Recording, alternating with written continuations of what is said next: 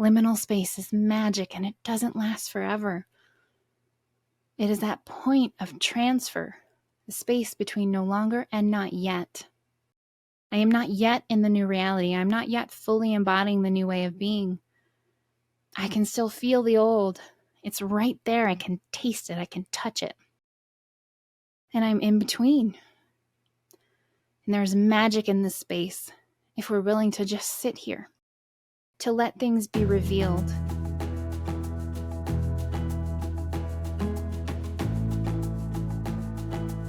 Hey friends, welcome back to the Make It Inevitable podcast. I am your host, Stephanie Zamora, and in this episode, I want to talk about crossing the threshold, navigating the magic and the terror of liminal space. Liminal space is that place between no longer and not yet.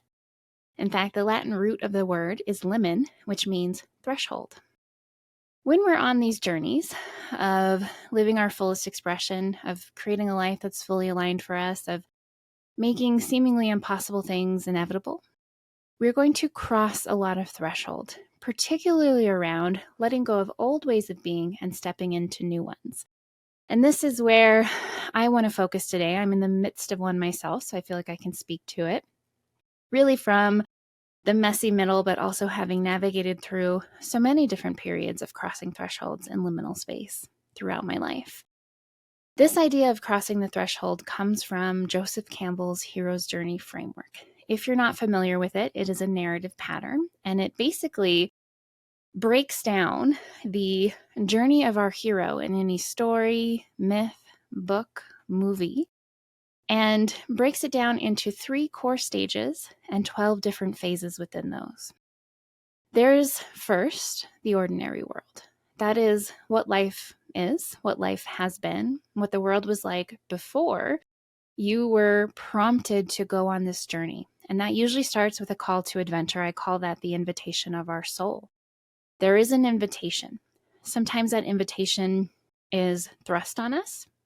For example, I had a very traumatic loss.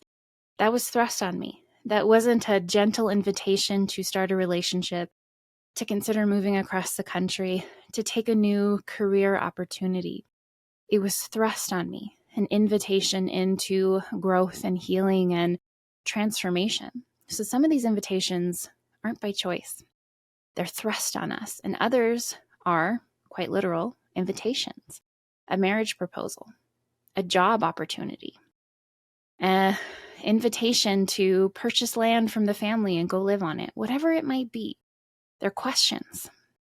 They also can be simple whispers, tiny truths, those deeper callings from our soul that tell us this is not the right relationship for me. This is not the community that I want to be in anymore. This job is killing me slowly. I call these simple truths. These are those intuitive whispers that we can neither confirm nor deny. They just are. And our fear might kick in. Our stories might kick in. We might get triggered by them, and emotions will come afterwards. We might be terrified by the idea of even considering the invitation presented to us, even considering the reality of what this whisper is telling us. But they are invitations that cannot be ignored. They are pure, emotionless truths that come from deep within, that are invitations to lean more fully into our authenticity, into our purpose, into our callings. And they'll start as tiny whispers, but they'll get louder and louder over time. And if the universe has to, it will smack us upside the head with a 2x4 to get the point across.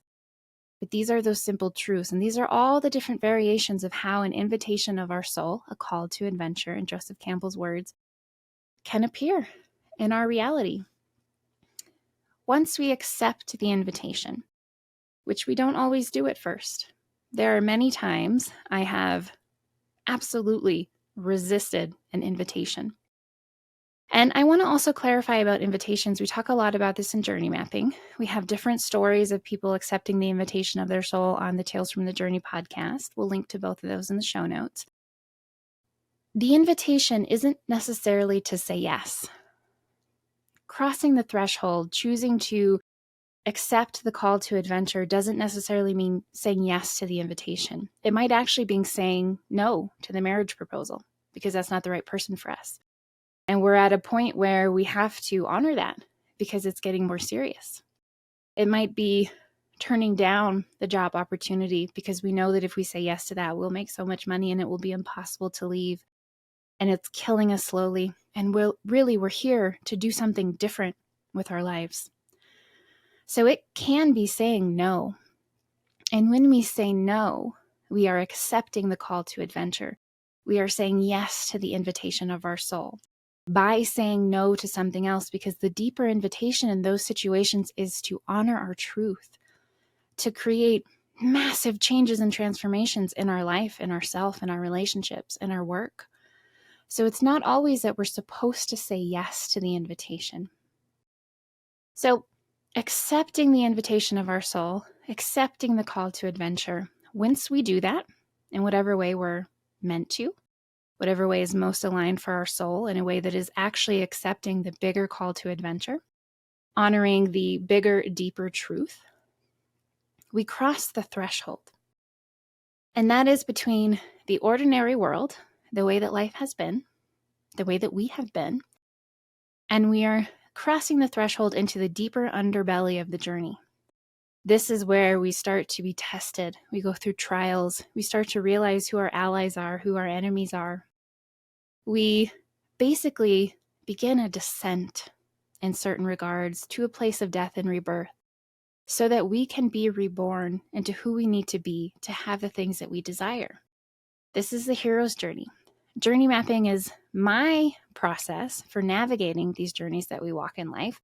It is not identical to the hero's journey. I'm very proud of this process. It's deeply transformational, especially if you're in the midst of a challenging chapter in a big life transition, especially if you're really struggling to accept the deeper invitation of your soul, but you want to uncover the purpose of your path.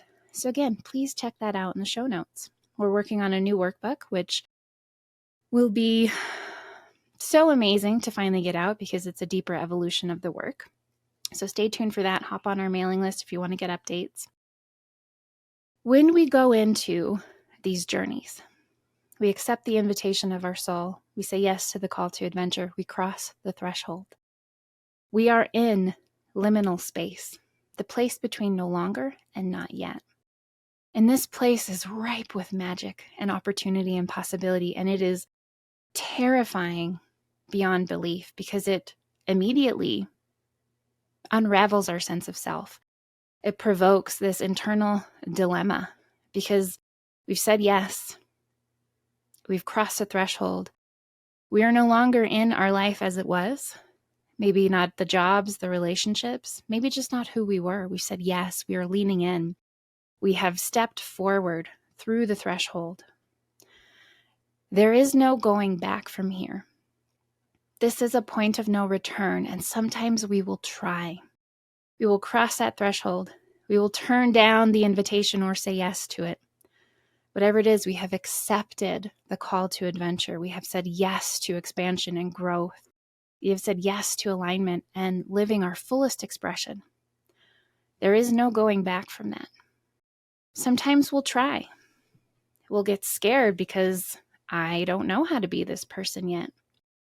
I don't know how to live that way. I don't know how to do these things. I have absolutely no idea how to literally do them inside these circumstances. I don't have the money yet. I don't have the experience.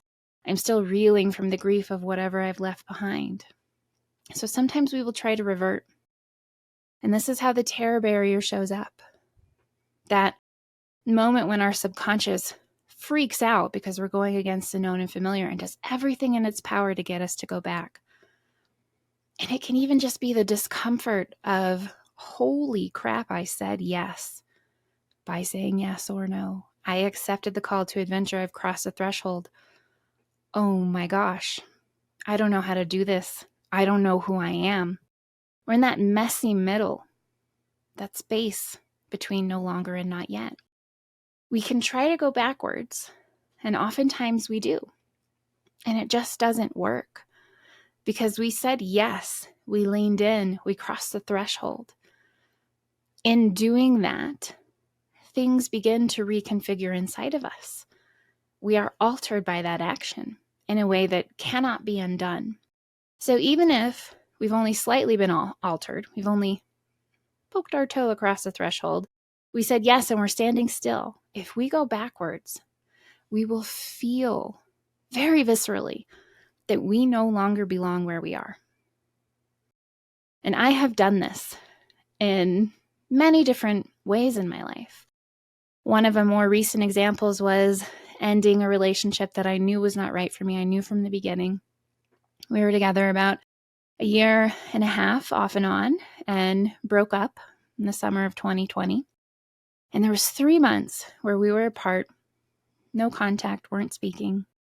And in that period, I got really clear that what I wanted was to live off grid, that I didn't want to be in Colorado anymore, that I wanted my life to look differently. I needed a change, and I said yes, and I leaned in.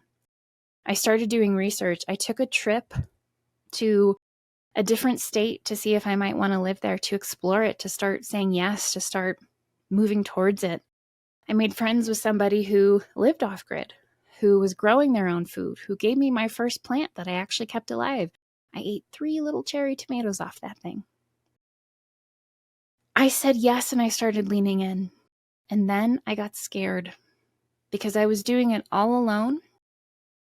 And everything that I was moving towards was so different than the life that I had been living. I got scared and I went back to the relationship. I re-engaged in it. I reactivated. I made decisions that seemed realistic and reasonable and logical to stay in Colorado another year. For myself, for these reasons, for money, for those reasons, for the relationship. Really, I was scared. I had already said yes. I had already crossed the threshold. The transformation of self and way of being and life had already begun. It was already in process. More so in that particular situation than other times. But even if we just say yes and we start to lean in that direction, a process has begun. We are beginning to reconfigure. We've already energetically cut certain ties. We have made decisions, and that sets a series of events into motion. Actually, energetically, internally. So I got scared. I went back to the relationship. I stayed in that relationship for 9 months and in Colorado for another year. And it never felt right. I couldn't even make it feel right in the ways I had convinced myself that it must have been before the original breakup. I couldn't even put that mask back on, that facade, that false belief, that pretending, that like energetic engagement, that way of being, because they didn't fit anymore. And I tried so hard to make it work. And it couldn't. There was no way it could. First of all, it wasn't right for either of us. Second of all, I was no longer the person on that path of being in relationship with someone with a fixed life, of being in the suburbs, of only going outside on weekends and holidays. I had started a path. So much had shifted for me internally. I had said yes to that deep, purposeful desire, that calling to be more connected to the land, to live differently, to escape the matrix, the way that the world is, the way that I had been living. I had already said yes. I had already begun leaning into it. The friendship that I had made that summer with somebody who was already doing that had changed me. And so I would go camping with this partner after we got back together. And it felt wrong. Everything about it was wrong. All the equipment was wrong. The places that we had to choose for various reasons were wrong.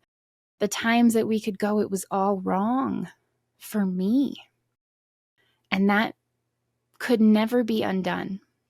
We can never undo the process that has begun. We can stagnate it. We can stall it out by going backwards. And the longer that we go backwards does not make our desire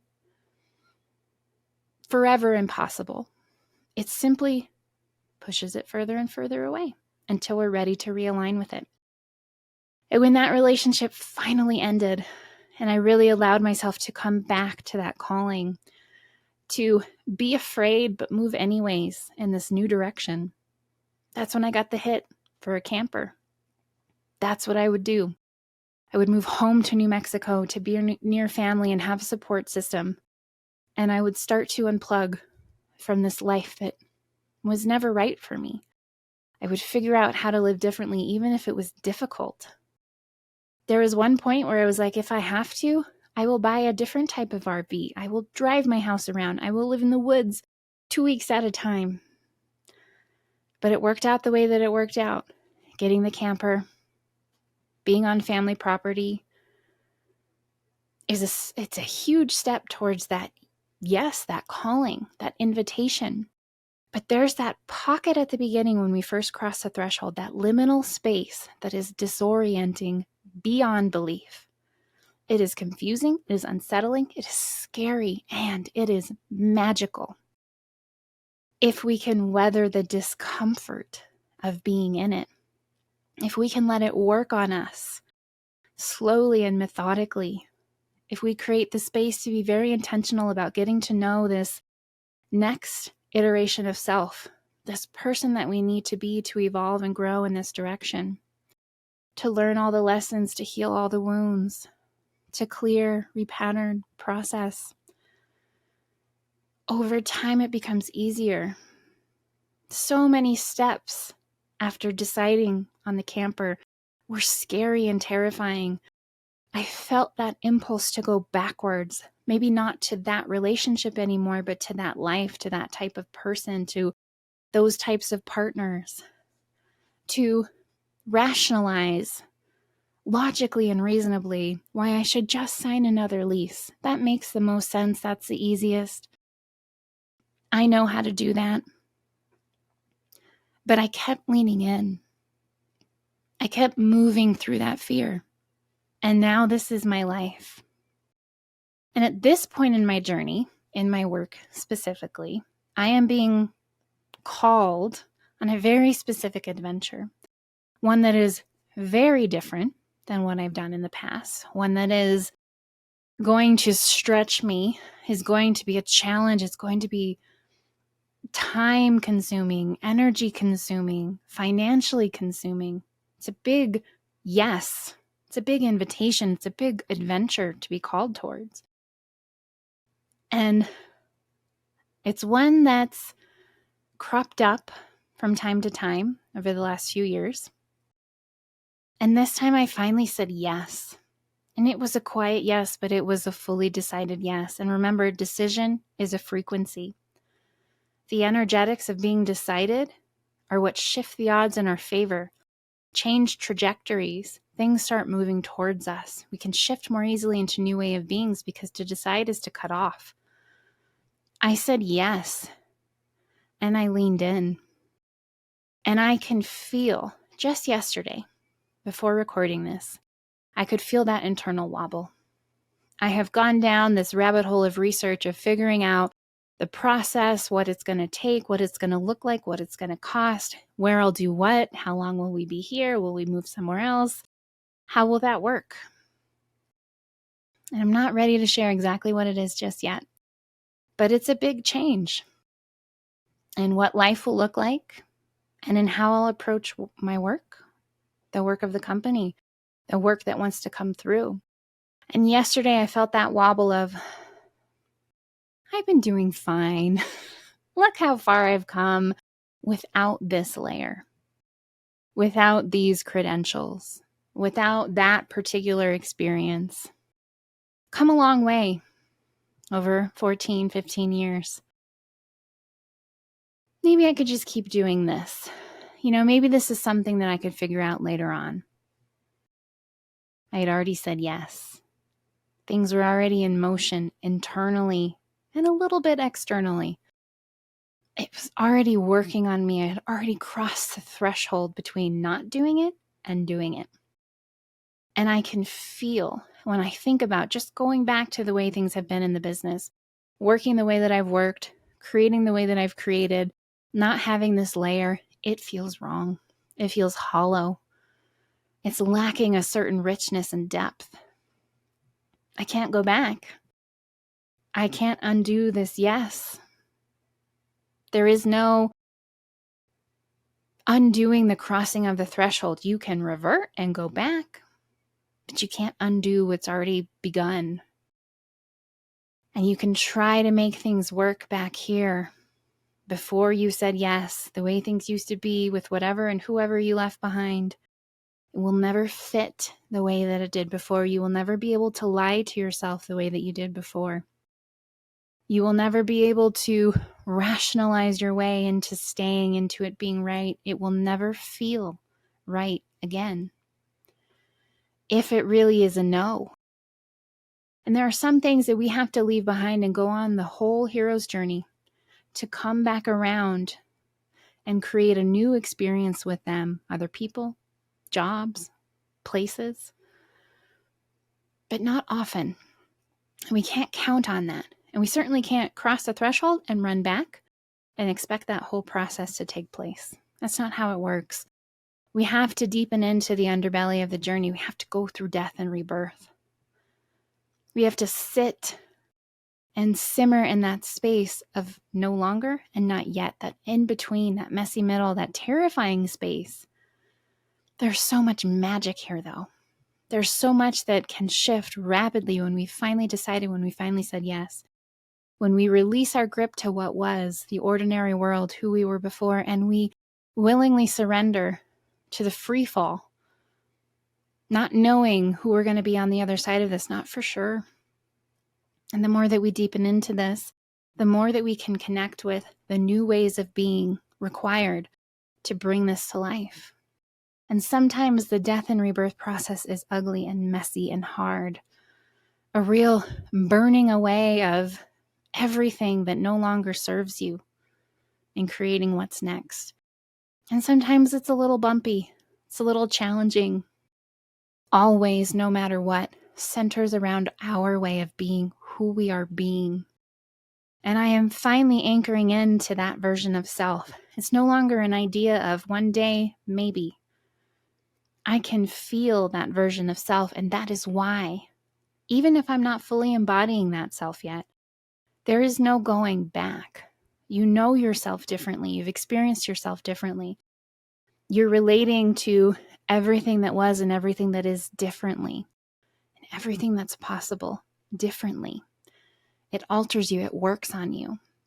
We have to be willing to be in this liminal space, not stalled out, not standing still because we're afraid to go forward. I am terrified to go forward with this.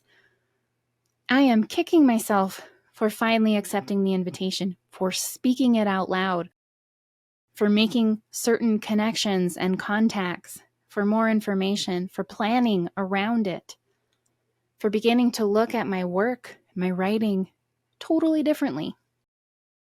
I'm kicking myself. I'm so uncomfortable. I can't undo that. What I can do is sit in this space and allow it to work on me. Allow myself to slowly get to know this next version of self, to go through death and rebirth around what needs to be released so that I can be her, to continue fumbling through the next steps and actions, being a beginner, being frustrated and confused. That is what we do. Liminal space is magic, and it doesn't last forever. It is that point of transfer, the space between no longer and not yet. I am not yet in the new reality. I'm not yet fully embodying the new way of being. I can still feel the old. It's right there. I can taste it. I can touch it. And I'm in between. And there's magic in this space if we're willing to just sit here, to let things be revealed, to open to the guidance and the wisdom, to surrender to the process, to release our grip, and to trust. If it's really scary for you, I recommend working on the 4 types of trust. Trust in self, trust in the world, trust in our callings, trust in others. I have a whole episode about that. We'll link to it in the show notes. Trust. There is a whole new world opening to you. And even if at the end of it, you go back to the ordinary world, old relationships, old spaces, places, you will be different, and there will be a renegotiating process, a reorienting. And it's ongoing. You have to trust yourself. You have to trust your yes. Trust the invitation. Trust that you are being led into whatever you need to be led into to become more fully yourself, more fully expressed, so that you can be the person you're here to be and contribute in the way that only you can. Liminal space, the threshold, crossing it, moving forward from there is terrifying. But please remember, there is no going back. If you try to go back, you end up in what Christina Rasmussen calls the waiting room. You're in limbo. You're not moving. You're not being worked on. You can't go back. It's not an option.